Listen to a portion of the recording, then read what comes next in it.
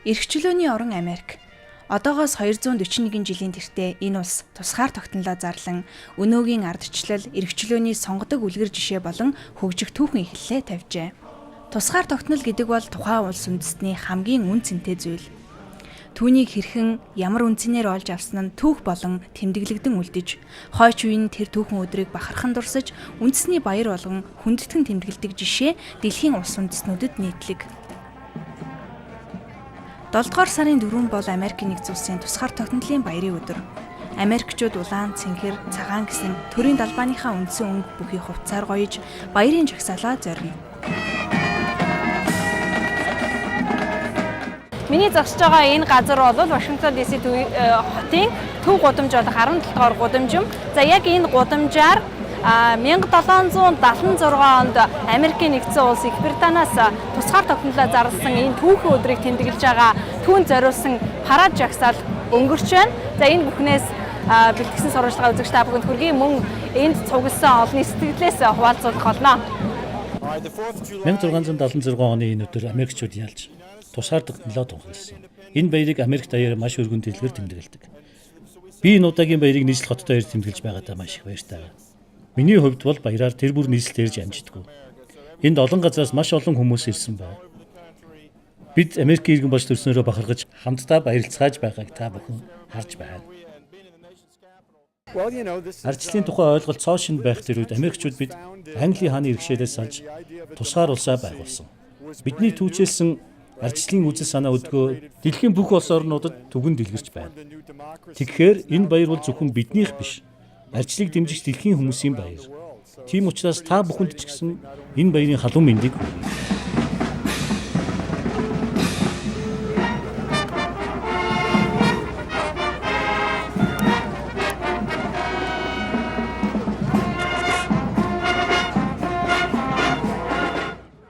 Баяр үнэхээр сайхан болж байна.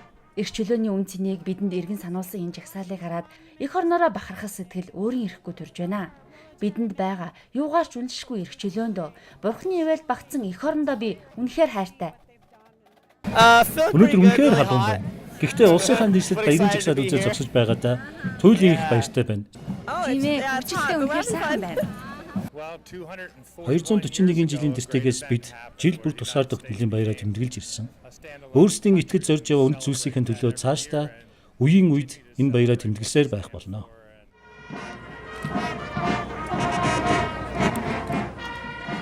Альва улсын үндэсний баяр тэдний түүх, соёл, аж байдлын хамгийн тод томрон илэрхийлэл болдгийм. Тэгшэрх ардчлалын бэлэгдэл болсон тусгаар тогтнолын баярын жагсаалыг үзэх гэж дотоодын болон гадны мянган жуулчид Вашингтон ДС хотыг зорино. Бид жуулчид байгаамаа. Бид бас сарынхаа аяллаар явж байна. Италиас дөнгөж өчигдөр ирлээ. Америкт ирнэ гэдэг бол бидний хувьд мөрөөдөл байлаа. Мөрөөдлөө биелүүлэхээр 7 дугаар сарын 4-ний энэ баярын өдрийг сонгон авч аялдаа гарсандаа маш их баяртай байна. Америкчүүдийн хувьд бол энэ маш чухал өдөр шүү дээ. Бид олон сонирхолтой зүйлийг үзэж харж байна. Үнэхээр сайхан ор юм аа.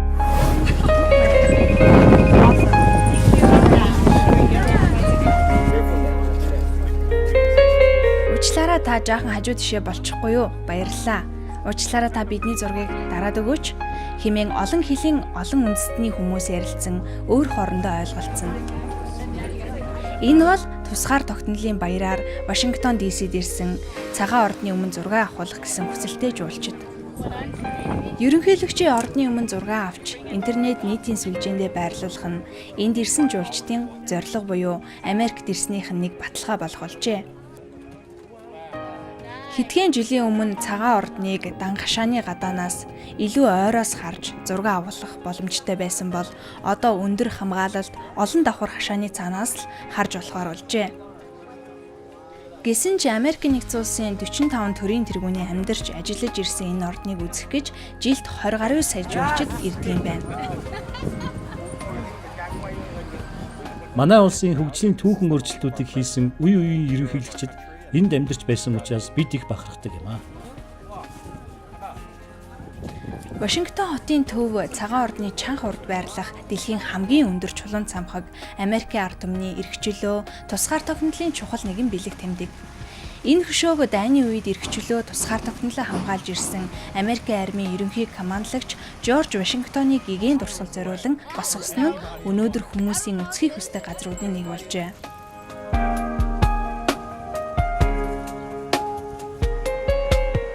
Вашингтон ДС-д баярын хөл хөгжөөнд дуусах болоогүй байсан ч бид Потомак мөрнийг гүүрээр даван Виржиниа мужийн Фэрфакс хотыг зорихоор хөдлөв. 30 гаруй минут хурдны замаар давхин зорьсон айлдаа ирлээ. Энэ байшинд 75 настай ээл гэргий Жэний хамт 1977 онд нүүж ирээд 40 жил амьдарч байгааг нь. Гэрийн эзэн ээл бүх насаараа инженерээр ажиллаж 4 охиноо өсгөн хүмүүжүүлээд 2 жилийн өмнө тэтгэвртэй гарчээ. Тэд бидний гэртээ урьж уламжлалт баяраа эгэлжирийн Америк гэр бүлүүд хэрхэн тэмдэглэдгийг сурвалжлах боломж олгосон юм. Hello, welcome to America. Та бүхэн Америкийн нэгдсэн улсад тавтан барилна уу? Намайг Альберт гэдэг. Өнөөдөр 7 дугаар сарын 4-ний өдөр бидний тусгаар тогтнолын баяр. Америкийн хамгийн сайхан баяр гэж та ойлгож байна. Энэ баярын өдрөө бид нэгдэн цугларч, хамтдаа хооллож, салют буудуулж өнгөрөөдөг. Та бүхнийг өнөөдөр бидэнтэй нэгдэж, жирийн Америкчууд үндэсний баяраа хэрхэн тэмдэглэдгийг Монголын үзэгчдэж танилцуулах боломж олгосонд би их баяртай байна.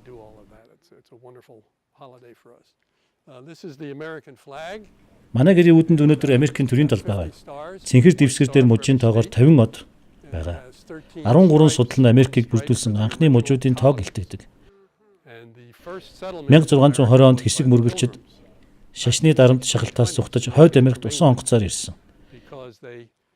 Тэр мөчөөс эхлэн 13 колониуд дэс дараалан байгуулагдсан. Тэд Английн ханд байнга татвар төлдөг байсан. Татварын хэмжээ харин жил бүр нэмэгдснээр маргаан дэгдэж үүнээс дайн үссэн юм а. Дайн Америкийн нэгдсэн улсын ялтаар дуусч 1676 онд манай улс тусгаар тогтнолоо зарласан түүхтэй. Анхны 13 колони улс Америкийн нэгдсэн улс байгуулагдах хүртэл оршин тогтнож нэгдсэн улс байгуулагдсанаар муж болон өрсөлдсөн.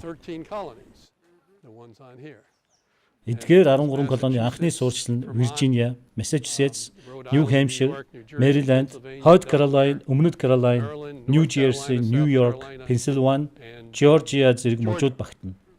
Энэ колониуд нь тусгаар нэгдсэн улсыг байгуулахад гол үүрэг гүйцэтгсэн.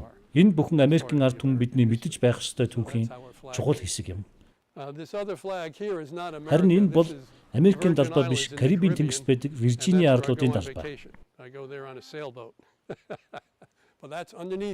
Манай гэр бүл тэнд амралтаараа далбаад заваар зугаалж байсан. Харин энэ далбаа бол Америкийн алдартай хөлбөмбөгийн баг болох Redskins багийн далбаа. Манай гэр бүл энэ багийн улаан фэнүүд. Ийм л 3 далбааг бид гэрийнхээ үүдэнд намруулдаг юм аа. Хөр шайлынхан бэлдсэн гарын хоолой бариад хүүхдүүдэд дагуулan цуглаж байх зур ээл бидэнтэй яриагаа үргэлжлүүллээ. Улс үндэстнийхээ үнэн түүхийг хойж үе залуус хизээж мартаж болохгүй. Мартуулж бүдгрүүлэхгүй тулд зөвхөн түүхийн хичээл эсвэл номлол сургаалаар биш, өнөөдрийнх шиг гэр бүлийнхээ хүрээнд тэмдэглэх чин сэтгэлийн баяраар халуун дулаан харилцаагаар үлдээдэг гэж ярьж байлаа. Ингээд товлсон цаг болсон тул яриагаа зогсоогоод ээлийн хөрш Робертийн гэрийн зүг алхлаа. Аль хэдийн баяр эхэлжээ. Гэрийн эзэн биднийг ирсэн зочдод танилцуулав. This is Rob Hardman, my neighbor. So they're going to just be running around. They want to do a documentary for Mongolian TV about how Americans celebrate the 4th of July. Хөршүүд амтд хоолоо дийлгэн ажил төрөл арга гэрийн амьдралаа ярьцгаана. Бид тэдний баярын өдөр зориулан монголчуудынхаа үндэсний баяраараа зоогддог хуушуур бэлтгэсэн юм. Монгол хуушуур тэдэнд үнэхээр таалагджээ.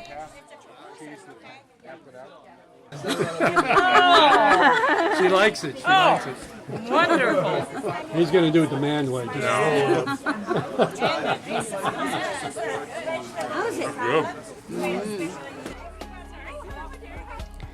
Тэд олон жилийн турш энэ өдрийг хөршүүдтэйгээ тэмдэглэж байна. Зарим нь нүүж, залуу гэр бүлүүдээр солигдно. Гэсэн ч хамтдаа баярладаг сайхан уламжлалаа хадгалсаар л байгаа. Энэ жил Робертийн тэмдэглэх ээлжтэй байж, харин дараа жил өөр нэгнийдээ цуглана. Тэд өнөөдөр модонд орсон хэллэгээр үнэхээр дундаж давхрахын юм байна. Энд бага сургуулийн багш, барилгын даамал, сувилагч, нэгтлэн бодогч мэргэжилтэй хүмүүс байна. Хүүхдүүд нь цөм хажууханд нь байдаг бага дунд боловсрал олгодог улсын сургуулиудад сурдаг гин.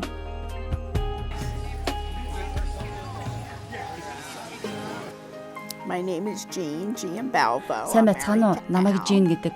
Эми гэдэг монгол өсвөдөө танилцаад 7 жил болж байна. Ингэснээр монголчуудыг их сайн мэддэг болсон. Тун удахгүй монголчууд эргчлөө тусгай тогтнолынхон баярыг тэмдэглэх гэж байгаа юм байна. Та бүхэнд сайн сайхан аз жаргалтай амьдралыг хүсэн өрөө.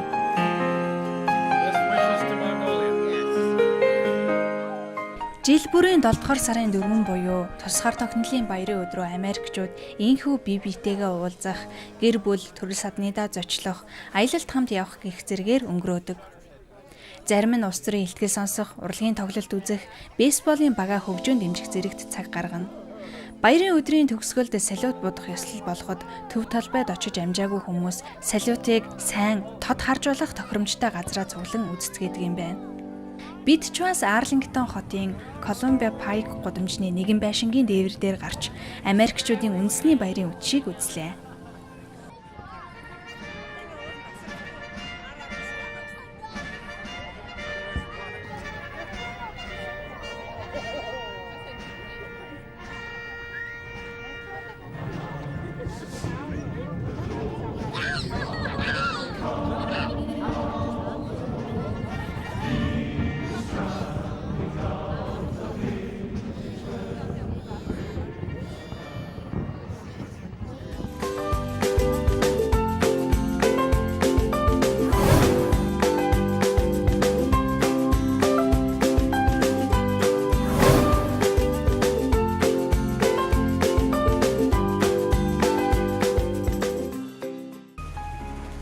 Америкийн ард түмэн 7 сарын 4-5-ны өдрүүдэд үндэсний баяраа ийн тэмдэглэж, Вашингтон хотод баярын уур амьсгал үргэлжлэх зуур Америкийн нэгдсэн улс дахь Монгол улсын элчин сайдын яам жирийн өдрүүдээс илүү хөл хөдөлгөөнтэй байсан нь Монгол улсын 5 дахь ерөнхийлөгчийг сонгох сонгуулийн 2 дахь шатны санал хураалт болж ирсэнтэй холбоотой. Энэ тухай мэдээллийг бид пэйж хуудасаараа мэдээлж байсан. Харин одоо бүрэн ихээр нь хүргэе. Төрийг өдөр туйл хэрэгт дарт түмэн ингэж л оролцох ёстой гэдэг үзэл бодол хар багасаа суучсан миний үеийн улсууд бол өхөн зүг гэж үздэг.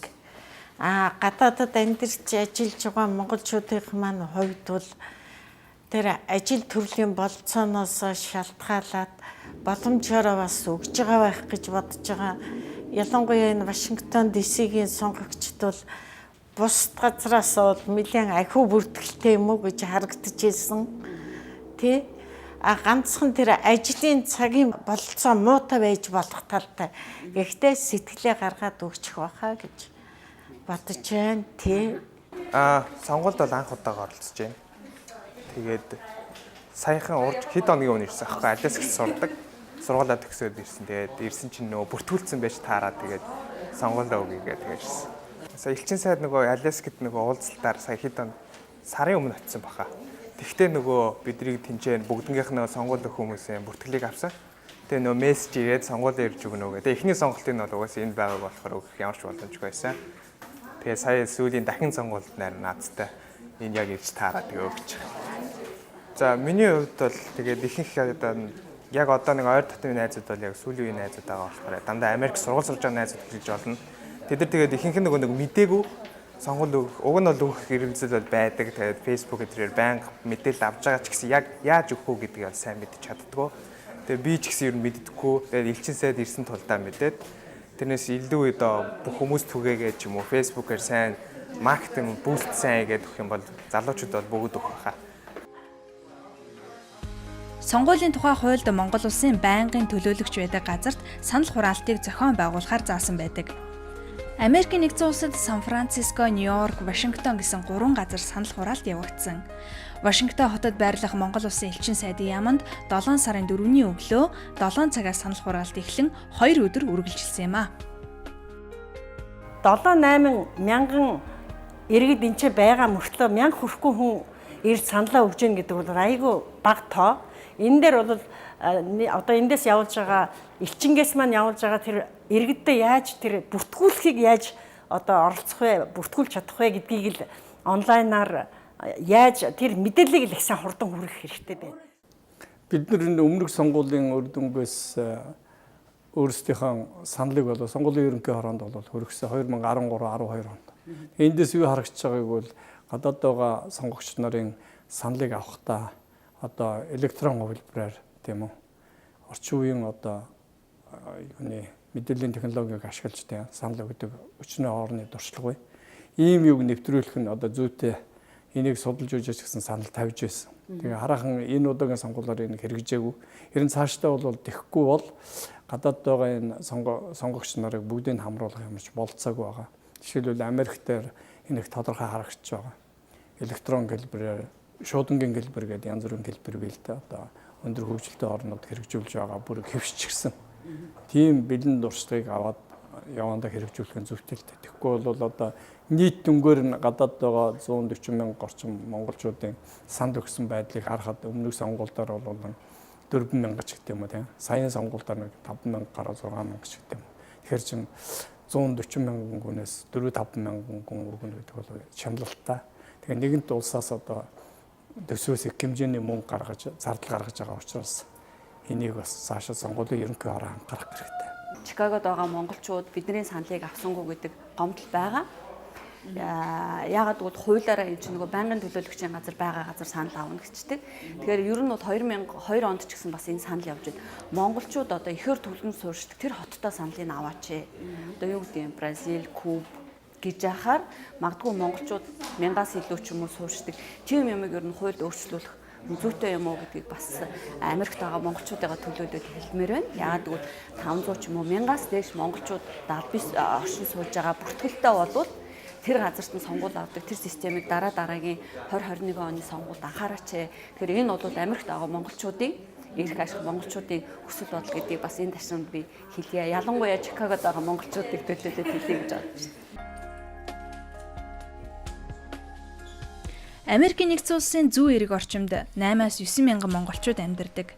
Тэднээс 977 эргэн энэ удаагийн ерөнхийлөгчийн сонгуульд саналаа өгөхөөр бүртгүүлсэн боловч эхний санал хураалтанд 500 гаруй сонгогч л биеэр ирж саналаа өгчээ. Монгол улсын дипломат төлөөлөгчийн газар байрладаг 33 улсад сонгуулийн 45 салбар комисс ажилласан.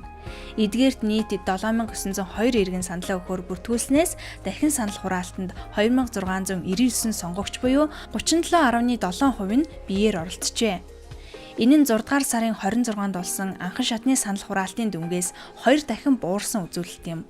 Гадаадд байгаа монголчууд сонгуульд оролцлоо гэх үг хэдийгээр сайхан сонсогдож байгаа ч дараагийн улс төрийн сонгуульд иргэдээ идэвхтэй оролцуулахын тулд үйл явцыг улам бүр боловсронгуй болгох хэрэгцээ байсаар л байна.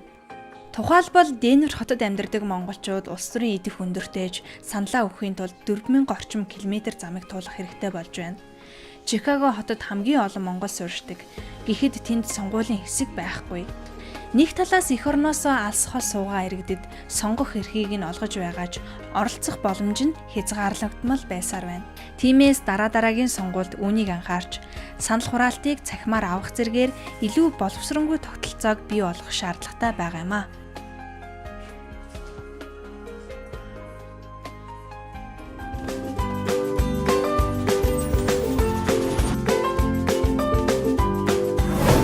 You see more and more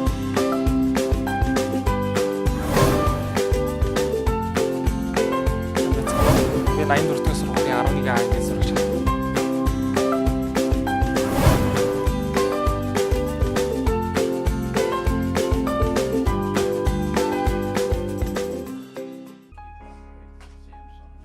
Монгол Америк нийлсэн энэ хүүхдүүд бол Денверийн эгчтэй хотуудын зөвлөл зориг сангийн хамтарсан сурах солилцооны энэ жилийн хөтөлбөрт хамрагдаж байгаа сурагчид. Сарын өмнө хөтөлбөрт хамрагдсан Денверийн сурагчид Монгол улсыг зорих гэж байгаа тухай сурвалжлагыг бид хүргэж байсан. Тэд манай улсад 14 хоногийн хугацаатай зочлон монголчуудын соёл, ахуй амьдрал, нийгмийн байдалтай танилцсан судалсан бол одоо Монголын сурагчид Америкийн нэгдсэн улсад ирээд байгаа нь энэ юм. Сурах солилцооны хөтөлбөрт хамрагдсан 5 монгол сурагч Америкийн нэгдсэн улсын ардчлал, хүний эрх, нийгэм соёлын амьдралтай танилцж хөтөлбөрийн дагуу сургалтанд сууж байна. 2004 оноос эхлээд зориг сан маань энэ хөтөлбөрийг Улаанбаатар Дэнүр хотын зөвлөлтөд хамтарч хэрэгжүүлж эхэлсэн байгаа. Энэ нь эхлээд болохоор ер нь нөгөө боловсролын хүртээмж багтаа хөдөө орон нутагт хотод болохоор гэр орооллын одоо орчимд амьдарч байгаа хүүхдүүдийг тухайн сургуулиуд дээр нь англи хэлний клубүүд байгуулад тэндээсээ сайн суралцж байгаа одоо 6-аас 8 хүүхдийг багштай нь ингэж Америк орноор аялах тэр боломжийг өөрийнх нь үеийн хүүхдүүд ямар орчинд суралцж байгаа тийм ээ яаж суралцж байгаа тэдний одоо нийгэм соёл ямар байгааг бол танилцахаар ирдэг бол хөтөлбөр байсан. Өнгөрсөн жилээс үүнийг баг зэрэг өөрчлөлөд илүү одоо civic education тал руугаа болгосон байгаа. Бид нар Монголд юу хийж ийнэ гэхээр 10 сараас эхлээ 8 сарын хугацаанд хичээлээ яг 1 жил буюу 8 сарын хугацаанд хүүхдүүдийг сонгон шалгаруулж аваад энэ бол хот даяар зарлагддаг. Бүх сургуулийн хүүхдүүдэд нээлттэй 10-11-р ангийн хүүхдүүдэд. Тэгээд сонгон шалгаруулсан хүүхдүүдтэй 7 хоног бүр бид нар ардчлалын талаар, хүний эрхийн талаар одоо яг байгаа өнөөгийн эдийн засгийн талаарх мэдээллүүдийг өгөөд тэгээ бас нэг даалгавар нь болохоор нийгэм тусдаа бичил төслүүдийг бол хэрэгжүүлдэг. Тэндээсээ бас шалгарсан 5 хүүхэд маань энэ жил аялсан байгаа. Сурах солилцооны хөтөлбөрт хамрагдаж байгаа сурагчид өнөөдөр Curie төслийн ажилд сайн дурын ажил хийж байна. 1987 оноос хэрэгжиж эхэлсэн энэ төсөл эмнэлгийн хэрэгсэл, тоног төхөөрөмж, хүртээмжгүй байгаа газруудад тусламж хүргэдэг юм. Тухайлбал энэ ачааг Африкийн нэг жижиг аралд хүрэхээр бэлтгэн багилжээ. Том агуулгах дүүрэн эдгээр эмнэлгийн хэрэгсэл, тоног төхөөрөмжүүд удахгүй хэрэгцээтэй улс орон хүн ардад хүрэх болно. Сурагчид төслийн зааварлагчийн заавар зөвлөгөөний дагуу дараагийн улс оронд хүргэх ачааг англин ялгаж, савлаж, баглахад бэлтгэж байна. Нийгмийн сайн сайхны төлөөх ажилд хүний тус оролцоо багддгүй жишээ нь. Хүүхдүүд энэ хөтөлбөрөөс бусдад туслаж, нийгмийнхээ сайн сайхны төлөө ямар нэг зүйл хийх боломж, чадамж хүн бүрт байдгийг, өөрсдөө нийгмийн маш чухал гишүүн нь болохыг мэдэрч олж хардаг юм аа. Одоо бид бүхэн Америкт ирээд нэг яг бараг 10 хонж байна. Тий, 10 хонж явахад хамгийн төрүүлж санагдсан зүйл бол Америк хүүхдүүд эндүү яг бие даацсан байт юм билээ. Эцэгхээс хараат бус маш бие даасан. Одоо би нэг хүүгэнд байгаа. Хаакн лэн гэдэг нь шүү дээ. Тэгээд тэр хүү болохоор яг надтай зөв хөтөлбөрийн дагуу очиод тэгэл өөрөө яг машина ундаг. 11 сард 17 өрөнд тэгсэн мөртлөө яг жолооны үнэлэхтэй тэгээд машина унаал найзуудтайгаа уулзаал өөрөө тэгэл найзуудтайгаа ресторанд ороод хоол идээл өөрөө хамаг юм зохицуулдаг. Тэгээд одоо ямар нэгэн ихтэй сургуульд ороход ч гэсэн өөрөө хамаг юм бүглэл өөрөөсөө хамаг юм хийдэг. Сайн байна уу? Намайг Алсандра Вилсон гэдэг. Бид энэ зууны сурах солилцооны хөтөлбөрт хамрагдсан сурагчид байна. Намайг Грасиеля Валенсия гэдэг. Би энэ үйл ажиллагаанд бас оролцсон. Бид бараг сарын өмнө Монголоос ирсэн. Тэнд олон сонирхолтой хүмүүстэй уулзаж, олон сайхан үйл ажиллагаанд оролцлоо. Ер нь аялал маань бүхэлдээ гайхамшигтай байсан. Улаанбаатар хот тиймэр Доктор Оюун, Улсын хурлын зарим гишүүн, ус төрчдтэй хүртэл уулзсан. Мөн музей үзэж, Монголын тухай их чухал зүйлүүдийг олж мэдсэн. Энэ нь миний гадаад улсад зорчиж байгаа анхны аялал байсан. Тийм учраас миний амьдрал тохиолдсон югаарч сольшгүй хамгийн сайхан дурсамж болоо үлдэж байна. Доктор Оюунтай хийсэн уулзалт миний бодлыг үнцээр нь өөрчилсөн гэж хэлж болно. Хог хаягдлын тухай түүний ярьсан зүйлс надад цоошин ойлголтыг өгсөн. Ирээдүйд сонгох мэргэжлээ илүү ойлгоход минь их тус үргэлээ. Намайг хүлээж авсан гэр бүл үнэхээр сайхан хүмүүс байсан. Тэдэнтэй өнгөрөөсөн өдрүүд миний хувьд өөрийнхөө амьдралыг харьцуулж, Монголын соёл амьдралын хэв маягийг ойлгоход их түлхэж зосно л доо. Бид Монгол айлд амьдарч Монголын соёлтой танилцсан бол өнөөдөр бид эх орныхоо соёлыг Монгол найзуудтай танилцуулж байна.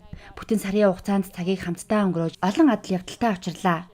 Энэ бүхэн бат бөх нөхөрлөлийг бий болгож байна. Энэ харилцаа маань удаан хугацаанд үргэлжлэнэ гэдэгт би итгэлтэй байна. Ер нь бол бидний аялал зөвхөн танин мэдхгүй боловсролын чиглэлтэй байгаагүй л дээ. Хөгжилтэй, инээдтэй явдал их л тохиолдсон. Бид нэг удаа караокедсан. Ер нь монголчуудын хувьд караоке дэх гэдэг нь чухал зүйл гэдгийг ойлгосон шүү. Бид бас гэр кампд зочилж Монголын үндэсний хоолыг идэж үзсэн.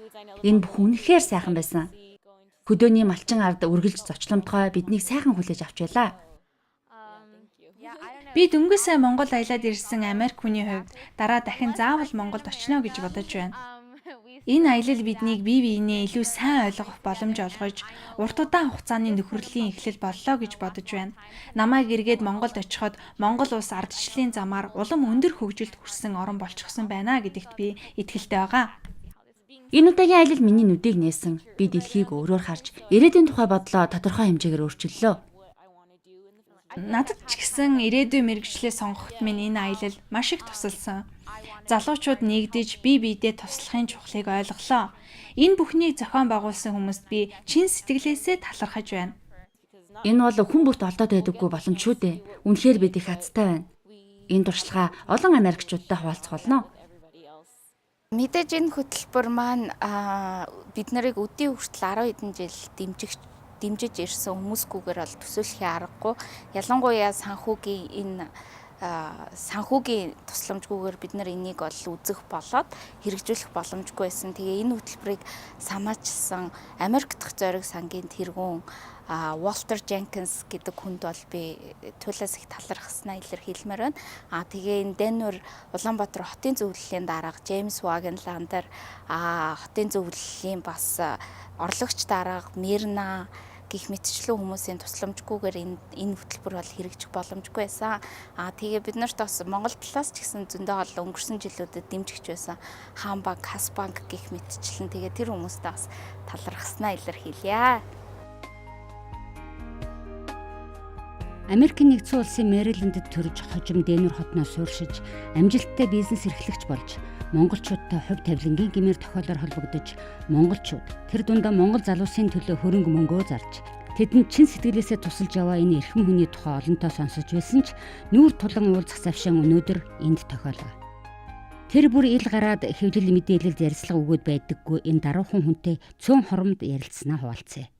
Тэрээр Монгол улс монголчуудтай анх танилцж байсан үеэ энд дурсаж байна. Эхэндээ бид байгаль орчин чиглэлээр суралцах хүсэлтэй монгол хүүхдүүдийг Америкийн нэгдсэн улс сургах зорилготой байсан. Явцын дунд бид Америк Монголын соёлыг харилцан судлах хэрэгцээ хүүхдүүдэд байгааг олж харсан юм а. Ингээд зориг сангийн санаачлагаар Монголын урлагийн зөвлөлийнхэн манайд хүрэлцэн гэж бидэнтэй хамтарч ажилласан юм. Бид Монгол, Америк болон Аризона мужид байдаг Нав хоомгийн хүүхдүүдийг хөтөлбөртөө хамруулж 3 өөр ёс заншил, 3 өөр соёлыг харилцан судлах боломжийг бий болгож чадсан юм а.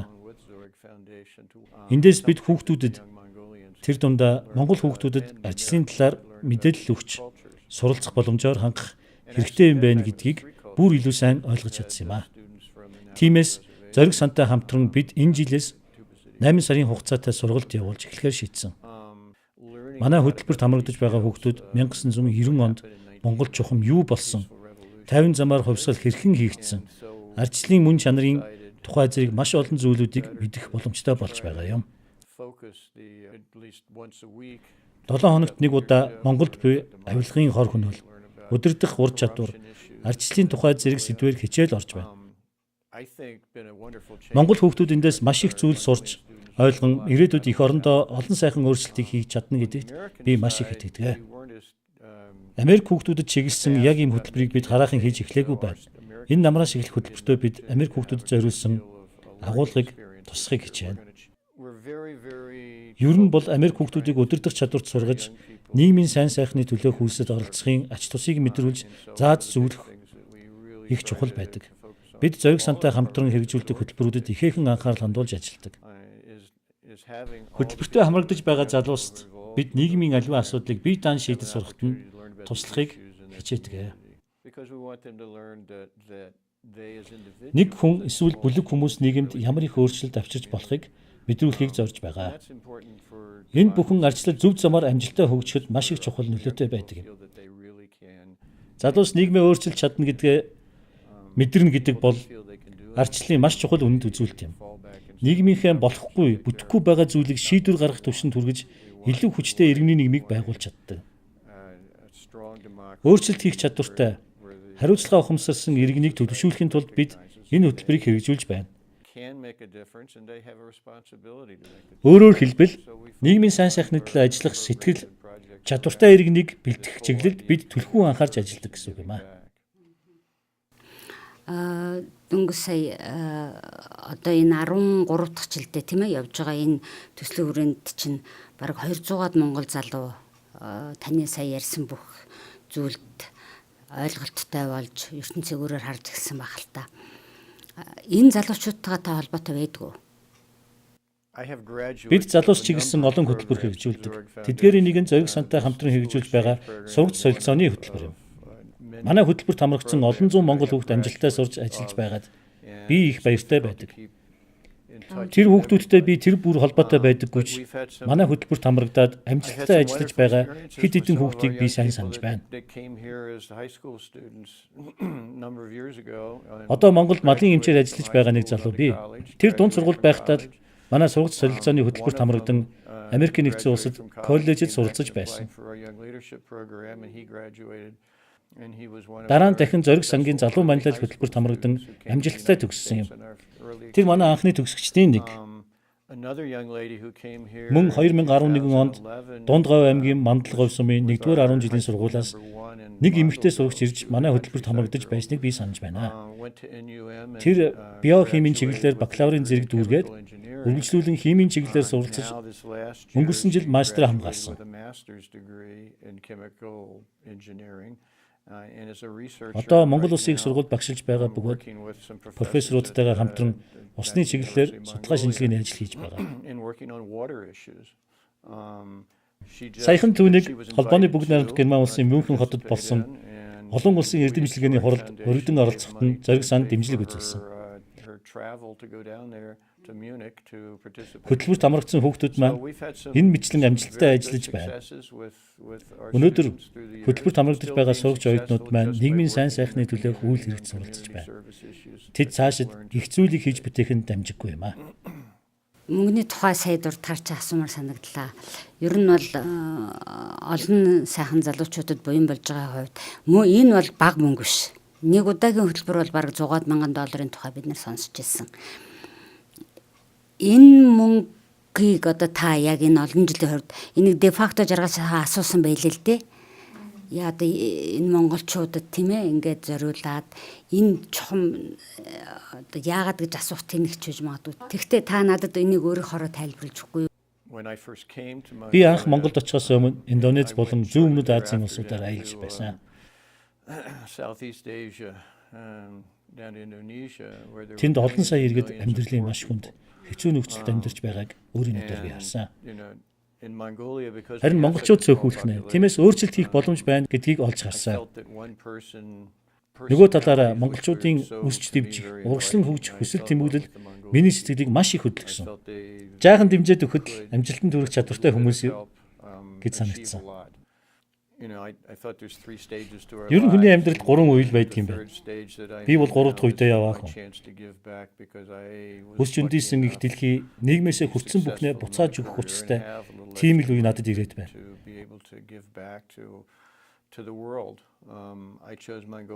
Одоохондоо надад хүмүүст туслах боломж, чадамж байна. Тийм учраас би энд бүхнийг хийж явна да. Монголын ирээдүйд хөрөнгө оруулалт хийх хэрэгтэй гэж үзсэн бас нэг шалтгаан нь Монгол хүмүүс их ажилсаг хичээнгүй хүмүүс. Би одоо энэ богино яриагаа төгсгөлийн асуулт асуух гэж байна л да. Залуучуудад энэ ардчлалын тухай, өнөөдрийн нийгмийн тухай, авилга гэж нийгэмд яаж хоригдож байгаа тухай энийг та ойлгуулах гэж ингэж олон жил явж байна. Харамсалтай нь өнөөдөр та Монголын амьдралыг сайн мэддэг хүний хувьд таны бодлыг сонирхсан энэ бол яг миний цэвэр сэтгүүлч асуулт юу гэдэг зэрэг харамсалтай нь өнөөдөр ардчлалыг зөвөр ойлгож байгаа залуучуудаа улс төрлөө оруулахгүй байна ч гэдэг юм уу тийм ээ. Залуучуудын оролцоог яг одоо цэвэр ардчил гэдэг талаас нь оролцож байгаа залуучуудын оролцоо бага байна гэж миний хувьд бол дүгнэдэг. Та энийг яаж хардаг вэ? Өнгөрсөн сонгуулиас ажиглаж байхад залуусын оролцоо хангалттай сайн байгаагүй юм шиг санагдсан. Гэхдээ Америкийн нэгдсэн улстай харьцуулбал хамаагүй өндөр л дөө. Ер нь би Монгол залуустай улс төрийн асуудлаар нухацтай ярилцдаггүй. Зүгээр л тэднийг байгаа газартаа амжилтанд хүрч өөрчлөлт хийх чадвар байгаа надад мэдэгддэг учраас тэднийг бүхнийг хийгээсэй л гэж хүсдэг юм. 1980-ад оны үед Рональд Рейган ерөнхийлөгч байх үед Массачусетс мужийн иргэдийн төлөөлөгчдийн хурлын дарга байсан Тип Ванил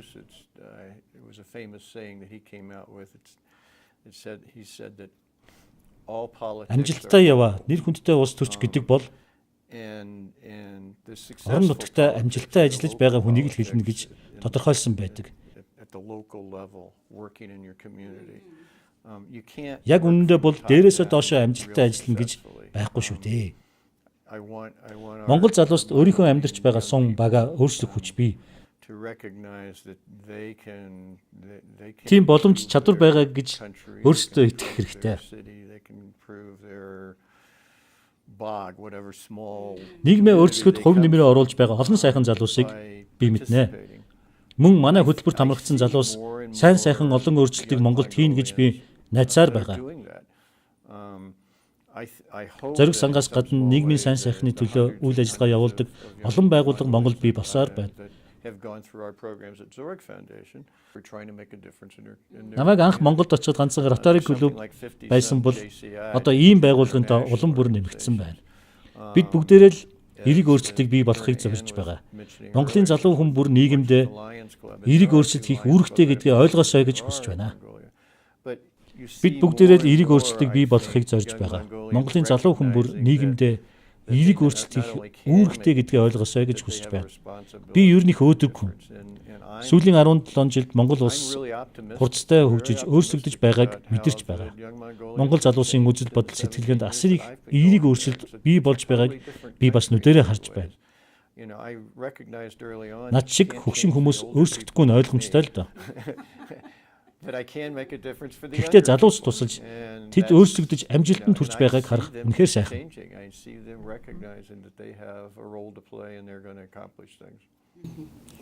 За ингээд богинохоо ярилцлагаа өгөр өндөрлөө цаг зав гаргаж бас төслийнхаа ажлыг хэрэгжүүлж явж байхдаа бидэнтэй уулзсан танд баярлалаа.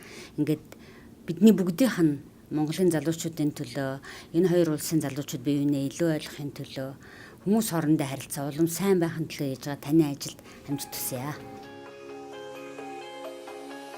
Өсч үндийсэн их дэлхий нийгмээсээ хүртсэн бүхнээ би буцааж өгөх учиртай хэмээн ярих 70 хэдийн гарсан энэ эрхмийн Монголын ирээдүйд оруулж байгаа хувь нэмрийг чин сэтгэлийг үнэлж баршгүй.